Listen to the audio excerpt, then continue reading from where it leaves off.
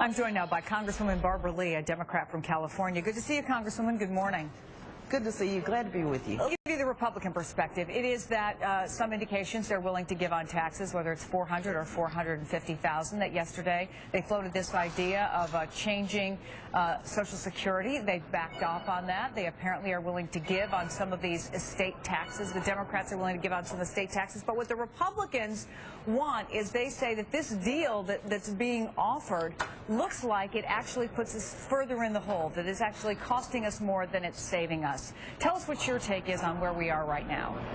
Well, first, let me just say it's a shame and disgrace that we are where we are. The American people are fed up, first of all, with this process. Secondly, with the priorities that are coming forward. One is what's happening now to the 2 million people who have really fallen over this human cliff, who deserve an extension of their unemployment compensation. They want to work.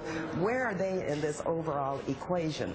Secondly, when you talk about cuts, you know, quite frankly, the most vulnerable, they've already paid an extreme price. They've been our senior citizens, the disabled, veterans. We've had over $1 trillion in cuts that have automatically taken place. And so when you talk now about moving forward with a deal that does not at least put a suspension on sequestration, these huge budget cuts to our domestic program and defense, then what are we talking about?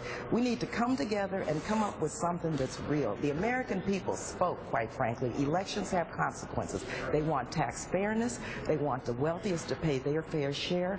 The most vulnerable, our senior citizens, our veterans, you know, low-income people, the middle class. We paid an extreme price, and so we have to come together and come up with some fairness in this overall deal. But I don't know if you just heard Congressman Jeff Flake, your counterpart from Arizona, Republican counterpart, and you know the concern that they have is with putting off sequestration. You're just kicking the can down the road. It's just another indication that Congress is broken. We already know that this is the least productive Congress in history.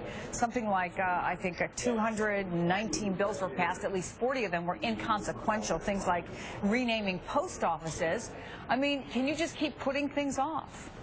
At some point, don't you have to deal with spending? We have to deal with spending, and let me tell you, when you look at the Pentagon, for example, we could cut at least $100 billion and not even tamper with our national security. There are many ways to address spending. I serve on the Appropriations Committee with Congressman Flake, and I understand exactly where he's going with this. And let me tell you, when you talk about spending, who has paid? First of all, there has been really an unequal investment in the cuts already. You know, defense has not taken any huge cuts. Domestic programs have taken huge cuts already. And so, yes, we have to address spending, but you have to have all things being equal. And so we have to take the time to do this.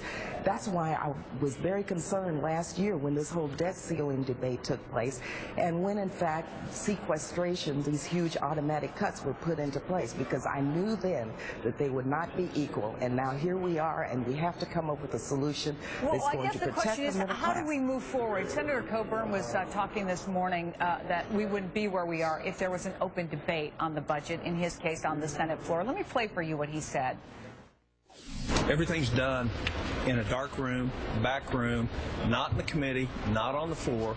And the reason we haven't achieved anything is that the process that was intended to work for our country doesn't work anymore, because we won't bring bills to the floor. Is there a sense in Congress, do you think he's right, that frankly, especially in this deal-making that's going on right now, most of you are out of the game? You don't have a say in negotiations until the end, obviously, when you'll be able to vote, and that the American people, frankly, don't know really what's going on? Well, I have to tell you, this has been, quite frankly, a do-nothing Republican Congress. It's been unbelievable in terms of the type of legislative program they have not put forward. We've had plenty of time to do the work of the American people. Unfortunately, the Tea Party Republicans, they were elected here, they're here, and they want to really, quite frankly, dismantle government. And I think that's what you have seen.